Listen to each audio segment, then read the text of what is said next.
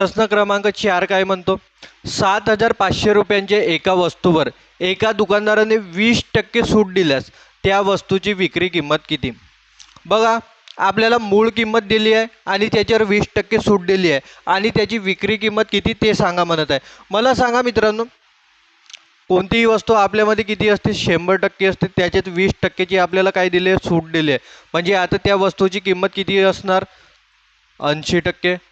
बरोबर आहे का नाही? बघा, 100%ची आपल्याला किंमत दिली आहे, किती आहे? 7,500 रुपये. आणि आपल्याला काय 80%ची किंमत काढा म्हणत आहे. हा जे आहे प्रश्नामध्ये. चला, कसं सोडवणार मग आपण याला? बघा, मांडणी जमली पाहिजे फक्त.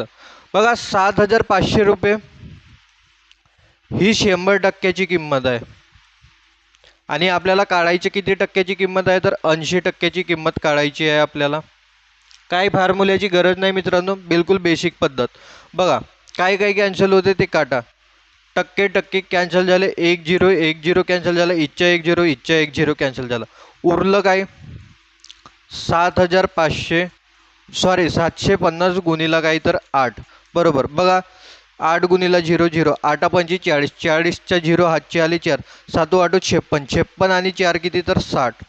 म्हणजे याचं उत्तर किती येणार मित्रांनो? तर 6,000 रुपये. जर 7,500 रुपयाच्या वस्तूवर 20% सूट दिल्यास त्या वस्तूची विक्री किंमत किती होणार मित्रांनो? तर 6,000 रुपये त्या वस्तूची विक्री किंमत होणार. म्हणजे ऑप्शन नंबर 2 ह्या प्रश्नाचं उत्तर राहणार.